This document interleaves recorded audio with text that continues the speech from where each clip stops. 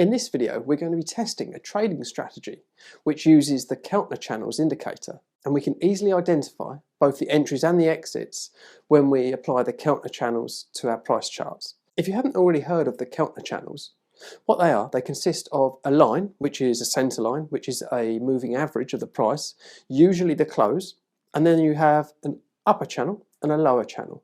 A little bit like Bollinger Bands. You've probably seen Bollinger Bands with the channels, the upper and lower, but certainly not the same as Bollinger Bands. They are calculated differently.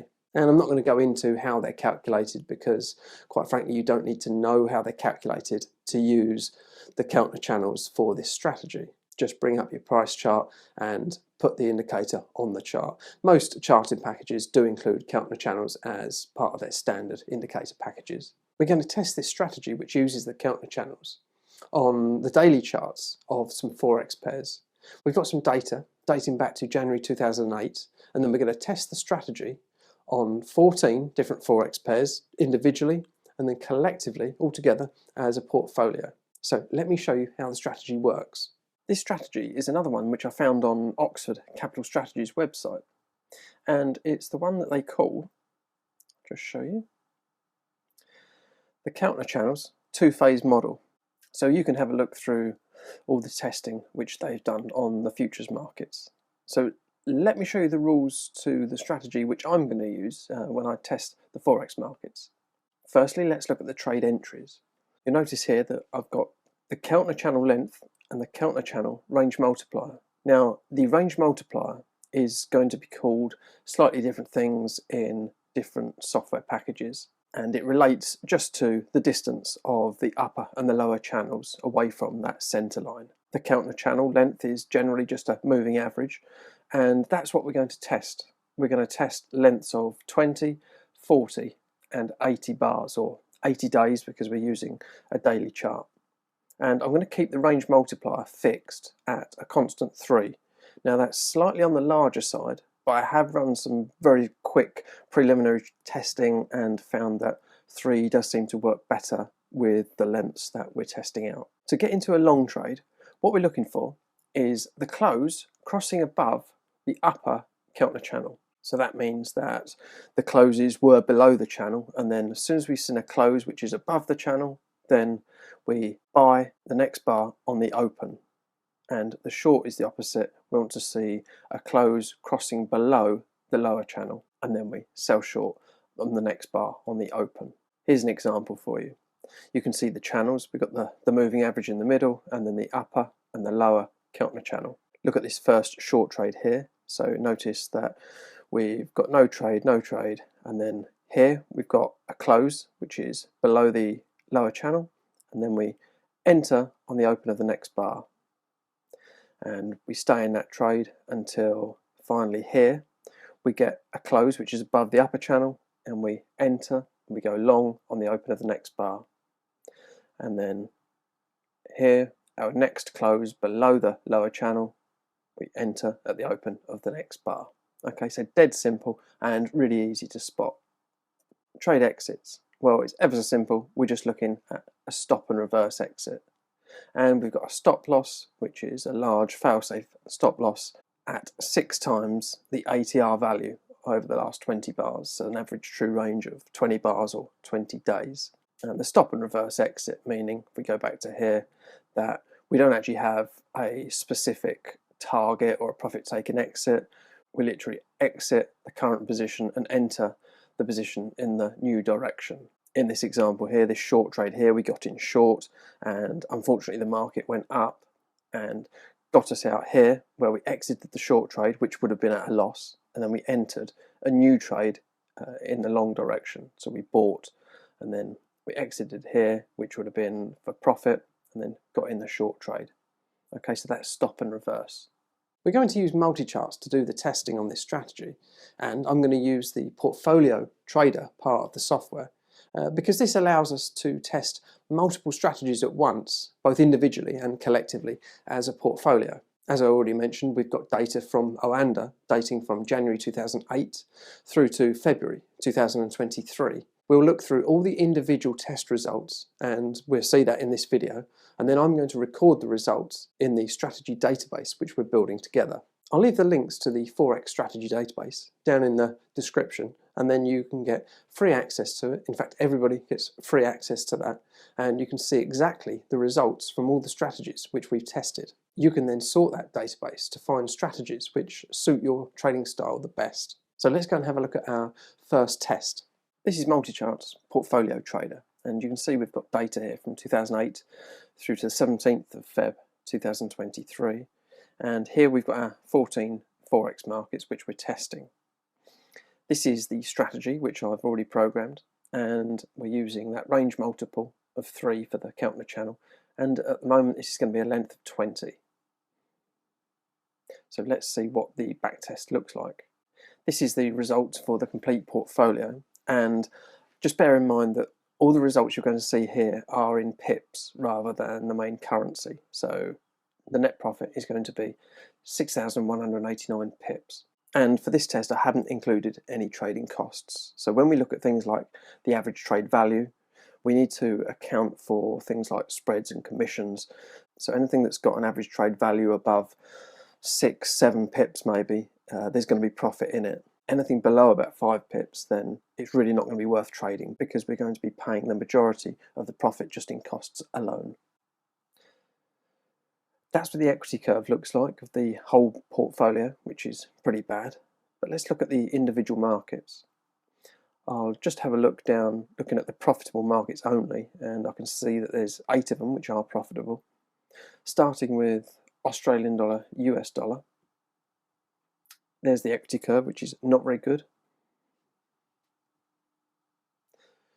Euro yen is making money. The equity curve is going up, but it's certainly not that great, is it? Euro New Zealand dollar, another bad equity curve. Euro dollar, probably the best equity curve yet. I mean, it is moving in the right direction. That's what the close-to-close equity curve looks like. How large is the average trade?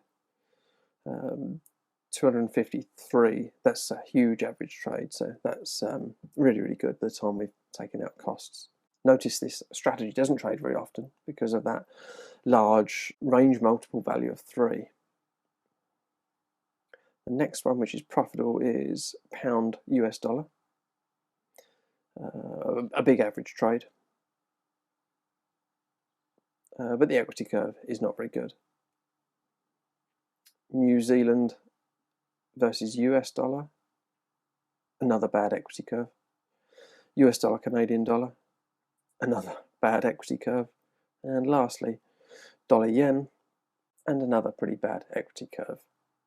While we have found that 8 individual markets out of the 14 and the portfolio collectively as a whole are all profitable, none of them have a particularly nice equity curve, and so far the strategy results aren't getting me excited. Let's hope the longer lengths of the Keltner channels produce some better results. But if they aren't much better, I can offer you some better performing strategies in my 22-page Beat the Markets strategy guidebook. I've written out the rules to 3 more strategies and all the test results. And at the moment, if you find the link in the description down below, you can download that for free.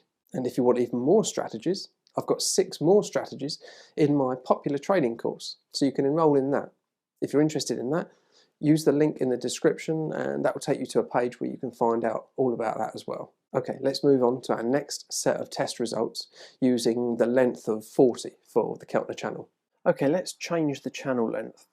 We'll change it to 40 now, and then we'll rerun the back test.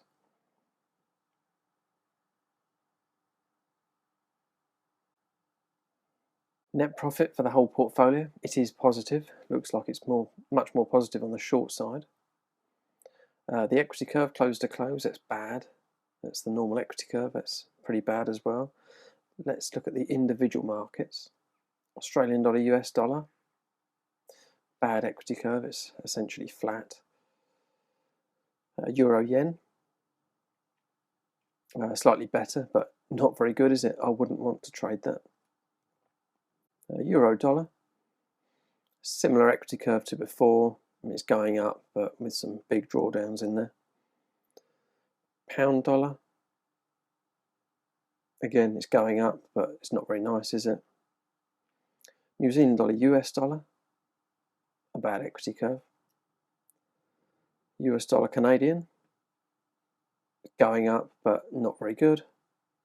And US dollar Japanese yen, not very good, although extremely good in recent times. And lastly, let's just change the length of the Keltner channel to 80.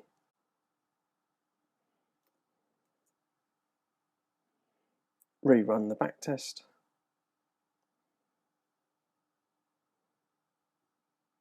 It's the individual markets. What's the portfolio looking like? Similar story. I imagine it's probably got a bad equity curve. Like the others, yes, it has. Let's have a look at the individual markets. Slightly more profitable this time. Australian dollar US, bad equity curve. Canadian dollar, Japanese yen working this time, bad equity curve. Euro yen, not very good, bad equity curve.